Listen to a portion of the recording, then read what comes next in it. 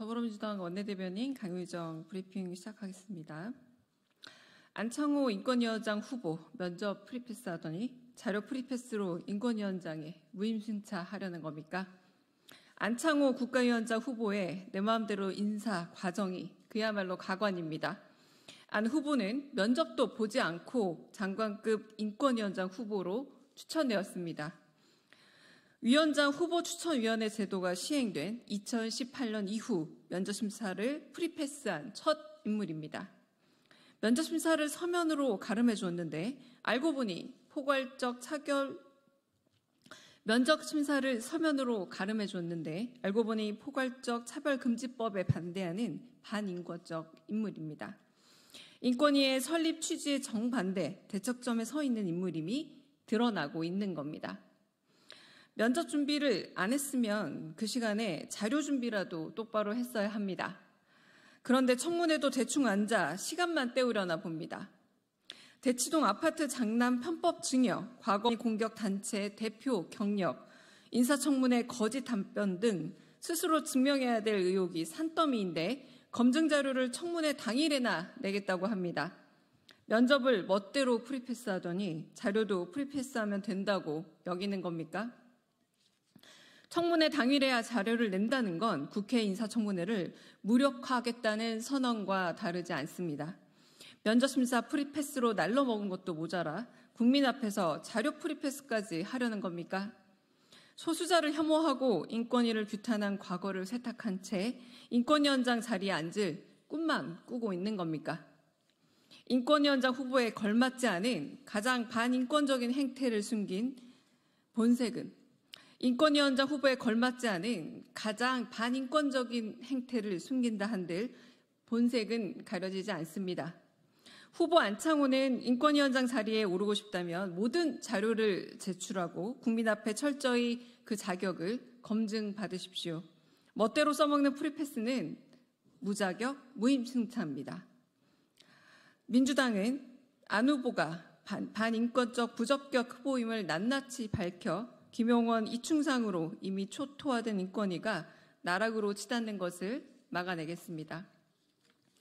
민주당은 안 후보가 반인권 부적격 후보임을 낱낱이 밝혀 김용원 이충상으로 이미 초토화된 인권위가 나락으로 치닫는 것을 막아내겠습니다. 두 번째 브리핑하겠습니다.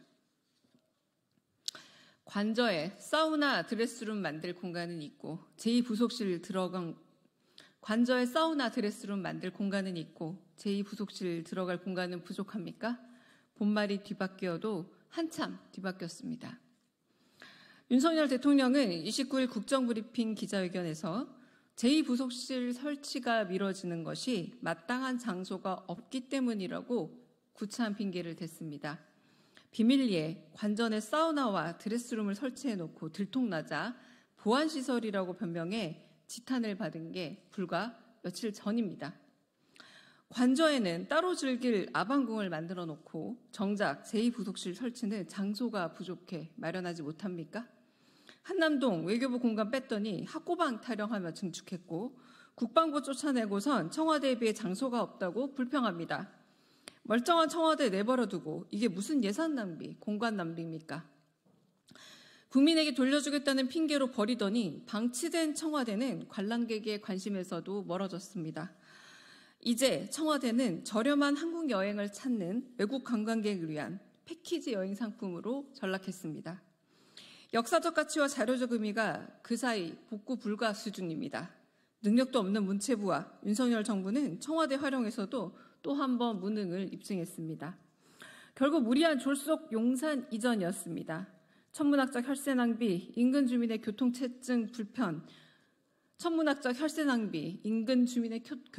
불편, 소원공에 이르기까지 멋대로 이전한 결과의 고통은 죄다 국민들 몫입니다. 국민 고통은 모르쇠 하며 관저가 초라하다며 사우나의 드레스룸 정자까지 증축하고 있습니다. 설계 시공업체와 예산부터 투명하게 공개하십시오. 드레스룸 사우나를 바꿔서라도 제2부속실 설치하십시오. 하루아침에 용산으로 이주 결정도 내리면서 공간 부족 변명은 터무니없는 구차함입니다. 국민과의 약속대로 제2부속실을 설치해 통제 불가 영부인을 임기 말까지라도 똑바로 관리하시길 바랍니다. 마지막 논평 읽겠습니다. 들불처럼 번지는 딥페이크 성범죄, 제대로 된 디지털 온라인 문화 교육이 절실합니다. 딥페이크 성범죄가 청소년들 사이에서 들불처럼 번지고 있습니다. 최근 3년 새 경찰에 신고된 딥페이크 영상 피해자 10명 중 6명이 미성년자입니다. 기술 발전으로 딥페이크 제작이 쉬워지면서 가해자 중 미성년자 비중이 눈에 띄게 증가하고 있습니다. 작년 한 해 딥페이크 제작 혐의로 입건된 10대는 무려 75%에 육박합니다. 그러나 날로 진흥화되는 딥페이크 성범죄를 막기에 정부 대책은 미비합니다. 기술은 비약적으로 발전하는데